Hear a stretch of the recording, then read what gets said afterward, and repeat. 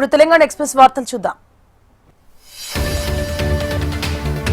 నేటి విద్యార్థులకు చదువు కంటే ముందు ధైర్యం నింపాలని తాడిపత్రి మున్సిపల్ చైర్మన్ జేసీ ప్రభాకర్ రెడ్డి అన్నారు.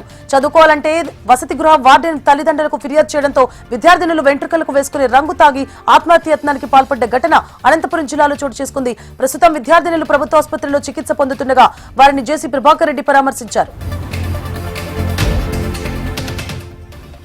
బాపట్ల జిల్లా చీరాల రైల్వే స్టేషన్ లో పోలీసులు భారీగా గంజాయి చాక్లెట్స్ పట్టుకున్నారు. పూరి తిరుపతి ఎక్స్ప్రెస్ లో తనిఖీలు చేశారు. అనుమానిత బ్యాగ్ ను పరిశీలించి 71 చాక్లెట్లను గుర్తించి పరీక్షలు నిర్వహించగా గంజాయి చాక్లెట్లుగా నిర్ధారించారు. పట్టుబడ్డ గంజాయి చాక్లెట్లను సీజ్ చేసి పోలీస్ స్టేషన్ కు తరలించి విచారణ చేపట్టారు.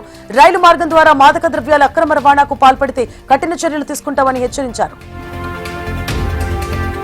వెనుకబడిన పశ్చిమ ప్రకాశం జిల్లా ప్రజల ఉమ్మడి పోరాటం ఫలితంగా కూటమి ప్రభుత్వం మార్కాపురం జిల్లాను ప్రకటించింది.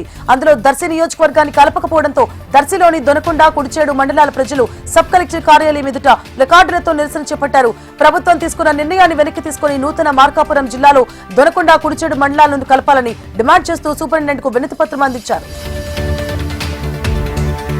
సీఎం చంద్రబాబు స్కిల్ డెవలప్మెంట్ అక్రమ అరెస్టు ఘటనే వైసీపీని పాతాళానికి నెట్టిందని ఎమ్మెల్యే మాలకొండయ్య యాదవ్ అన్నారు. బాపట్ల జిల్లా చీరాలలో ఏపీ స్కిల్ డెవలప్మెంట్ ఆధ్వర్యంలో నిర్వహించిన జాబ్ మేళాను ఎమ్మెల్యే ప్రారంభించారు. విద్యా ఉపాధి రంగాలకు కూటమి ప్రభుత్వం పెద్దపీట వేస్తుందన్నారు. నిరుద్యోగ యువత అవకాశాలను సద్వినియోగం చేసుకోవాలని కోరారు.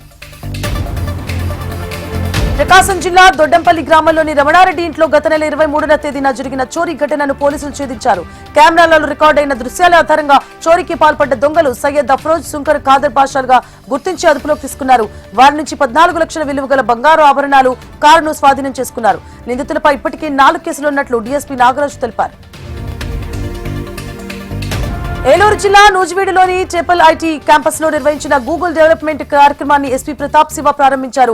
పల్లె ప్రాంతాల నుండి ప్రగతి సాధించిన విద్యార్థులకు ట్రిపుల్ ఐటీ గొప్ప విద్యా సంస్థ అని పేర్కొన్నారు. చెడు వ్యసనాలకు అలవాటు పడి పక్కదారి పట్టకుండా రేపటి తరానికి ఆదర్శంగా నిలవాలని విద్యార్థులకు సూచించారు.